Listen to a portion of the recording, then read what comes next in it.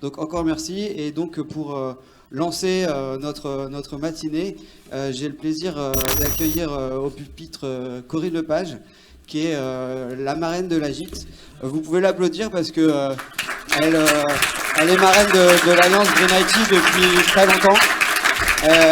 Elle n'a jamais hésité aucune seconde à prendre ce rôle et elle nous accompagne sur tous nos événements. À chaque fois, elle nous honore de sa présence. Donc voilà, c'est l'occasion pour moi de te remercier. Et donc je te laisse la parole pour ce petit mot introductif. Merci Romuald, merci Monsieur le Président, merci de votre fidélité, de votre confiance et de ton amitié, Romuald.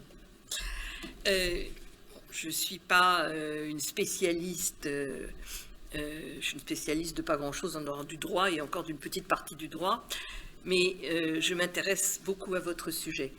Je m'y intéresse avec plusieurs casquettes, je dirais. D'abord, bien entendu, celle de la femme qui, depuis un paquet de décennies, je dirais, se préoccupe de ce qui est en train de nous arriver, parce que ce qui est en train de nous arriver, on était quelques-uns à l'avoir vu arriver quand même. Et il est clair que le domaine de votre compétence, c'est un domaine qui est majeur pour la transition écologique, pour la transition tout court d'ailleurs. Puis j'aime pas beaucoup le mot de transition.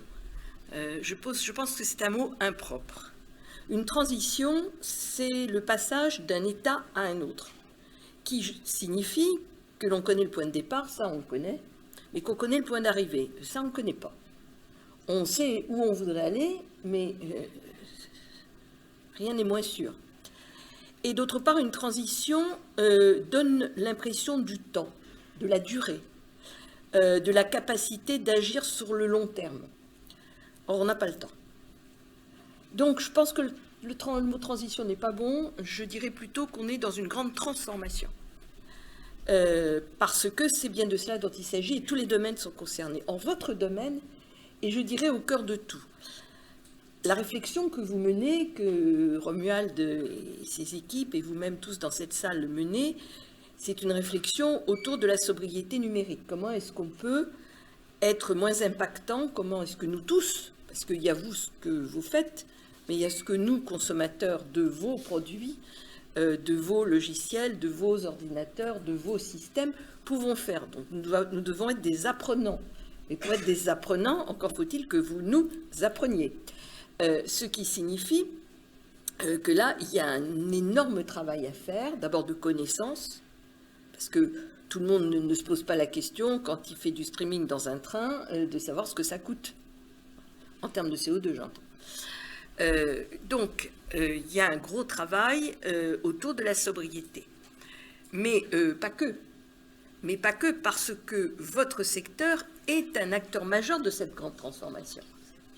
C'est par l'intelligence artificielle, c'est par les réseaux intelligents, par la ville intelligente, la mobilité intelligente que l'on va pouvoir effectivement avoir un impact beaucoup plus important sur nos émissions de gaz à effet de serre et essayer de concilier autant qu'on le pourra, et il y aura des efforts à faire, j'emploie le mot effort à bon escient, je pense que ce sera un peu plus que ça, mais enfin restons sur le mot effort, pour garder une qualité de vie qui nous convient avec les ressources dont nous disposerons. Et ça, ce que vous faites a bien entendu un rôle tout à fait majeur. Donc je dirais que la femme engagée sur le plan de l'écologie que je suis est passionnée par ce que vous faites et j'ai la chance de pouvoir travailler et apprendre de Romuald depuis maintenant plusieurs années et c'est vraiment très important et très intéressant.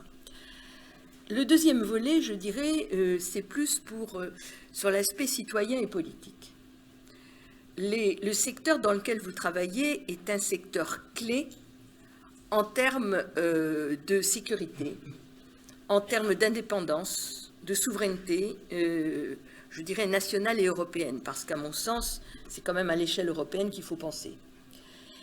Et là, je dirais qu'il me semble, mais peut-être je me trompe, mais il me semble, et c'est le souvenir peut-être déjà un peu lointain que j'ai gardé du Parlement européen que j'ai quitté en 2014, donc ça fait quand même 8 ans, que franchement, on n'est pas tout à fait au point, c'est le moins qu'on puisse dire, par rapport à ce qui nous entoure.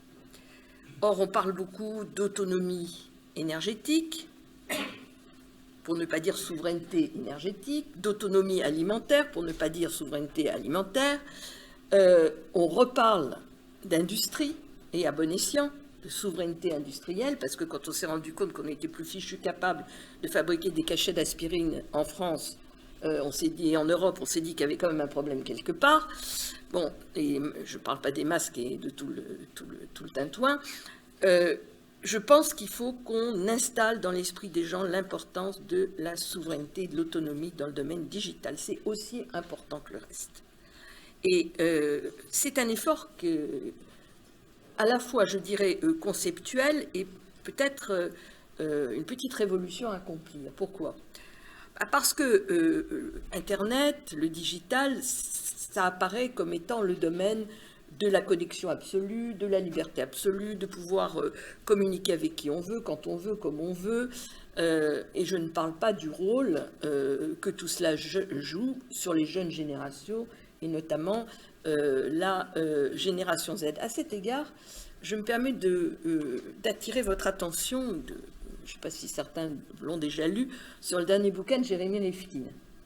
Jeremy Rifkin est un auteur américain, un essayiste, dont je suis assez fan, je dois l'avouer, parce que je suis ses bouquins depuis le premier qui est sorti en 94 ou 95 et qui s'appelait La fin du travail.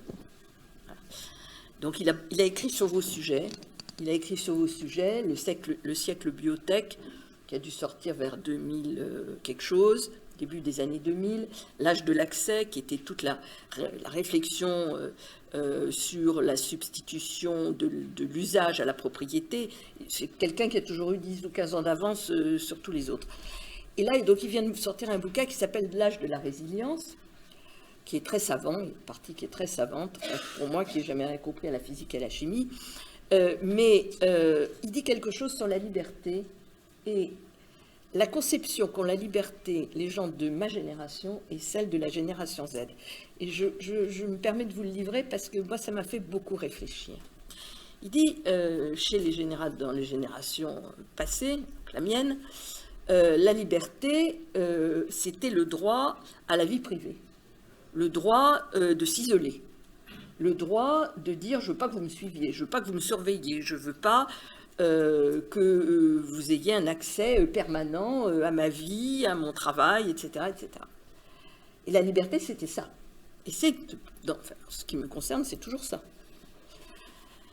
Chez les jeunes de génération Z, et même les millennials, dit-il, c'est-à-dire la génération précédente, c'est pas du tout ça. La liberté, c'est de pouvoir accéder à tout moment, à tout le monde, dans les réseaux, sans aucune limitation, sans aucune restriction, de pouvoir dire ce qu'on veut, comme on veut, où on veut. C'est donc deux conceptions qui sont très différentes. Et ça a des conséquences très importantes, en réalité, sur l'organisation à venir de la société et de la démocratie. Voilà, donc je vous livre ça. Vous êtes des gens qui réfléchissez dans cette salle. Je pense que c'est quelque chose qui peut vous faire réfléchir parce que c'est quand même lourd de conséquences. Donc je reviens à ma question de souveraineté. Il y a bien entendu l'immense problème des data, des données, de la propriété des données, de l'usage des données. Il y a tout le sujet de la sécurité, comment est-ce qu'on est organisé par rapport à la cybersécurité, aux attaques notamment russes, pas que, mais quand même beaucoup. Moi-même, j'ai été hacké sur différents sites dont je m'occupe déjà 5 fois, je crois. Bon, pour ma petite personne, je trouve que c'est beaucoup. Donc, comment on fait pour s'organiser au niveau européen, avoir notre autonomie sans avoir rien à demander à personne, avoir la propriété de nos données à nous, c'est un sujet, à mon avis, qui est un sujet primordial pour notre liberté et notre autonomie, notre souveraineté dans les années qui viennent. Parce que s'il faut demander la permission ou aller quémander auprès, au hasard des États-Unis, parce qu'on ne va pas les demander ni aux Chinois ni aux Russes, très franchement, c'est un peu problématique.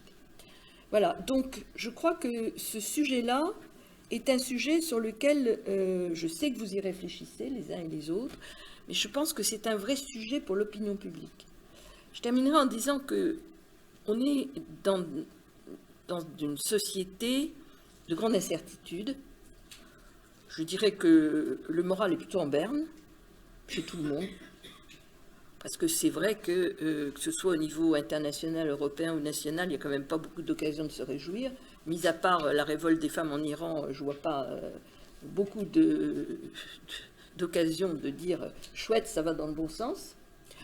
Peut-être les élections américaines hier, moins mauvaises que ce qu'on pouvait imaginer. Et donc, on a besoin de perspectives. On a besoin de savoir où on va. On a besoin de se projeter. On a besoin d'avoir le sentiment, et pas que le sentiment, d'être des acteurs de notre avenir. Tous les gens ressentent ça. Peut-être les plus âgés plus que les plus jeunes, mais quand même, tous, on ressent ce besoin-là. Et donc, je pense qu'autour de cette thématique-là, vous avez joué un rôle qui est vraiment tout à fait important. Parce que c'est quand même autour de la révolution numérique que s'organise la société contemporaine. Il y a la révolution écologique, si je puis dire, et la révolution numérique. Et les deux se croisent. Et c'est ce croisement-là qui va définir la manière dont nous allons vivre dans les années qui viennent. Pas regarder dans le rétroviseur, il faut regarder le pare-brise. Et donc, ce que vous allez être capable d'inventer, de mettre en place pour assurer la sécurité, pour assurer notre indépendance, c'est absolument fondamental pour notre avenir à tous. Donc, merci d'y travailler.